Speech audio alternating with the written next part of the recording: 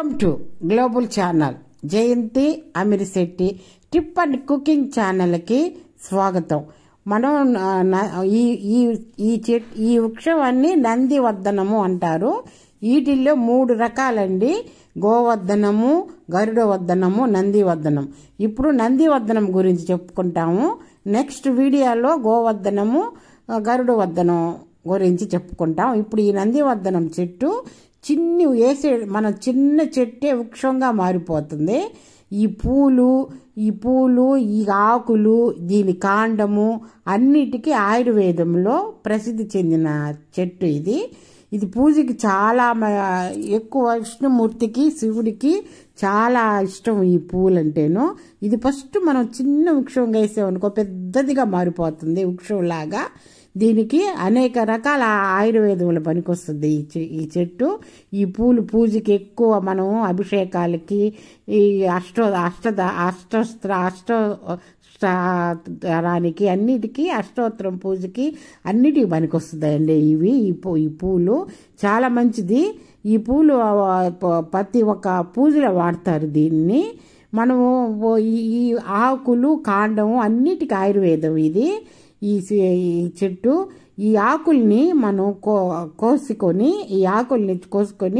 మనకి ఎక్కడైనా దెబ్బలు తగులుతాయి, మానకుండా ఉంటాయి చూడండి. దీంట్లో పాలు వస్తాయి. ఆ పాలు కానీ ఆ గాయం మీద కానీ పెట్టుకుంటే తొందరగా గాయం మారిపోతుందంట. ఈ ఆకును నూరుకొని మనకి ముఖం మీద నల్లటి మచ్చలు, మంగు మచ్చలు అవి ఉంటాయి కదా, ఈ ఆకులు బాగా మెత్తగా నూరి పసుపేసి మంగు మచ్చల మీద పూస్తే నల్ల మచ్చల మీద పోతాయి అంటారు.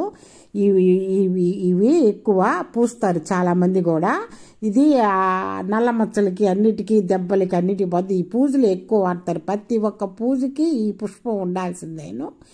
ఇది ఎక్కువ మనం ఇప్పుడు టీవీలు చూసి, ఎక్కువ ఫోన్లు చూసి ఎప్పుడు పొద్దుస్తాం.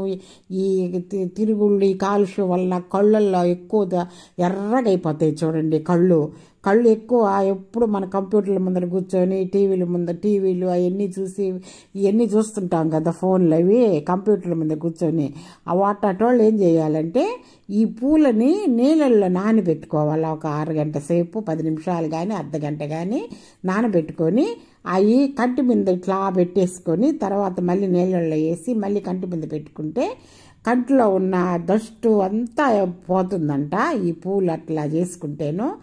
ఇవి ప్రతి ఒక్క ఏరు కూడా ఆయుర్వేదం అంట. ఈ ఏరు కూడాను, ఏరు కానించి ఆకులు, ఏళ్ళు అన్ని, కాండం అన్నీ మొత్తం ఆయుర్వేదం చెట్టు. ఈ చెట్టు ఎక్కువ ఆయుర్వేదంలో ఎక్కువ వాడతారంట. ఔషధ మొక్క ఇది.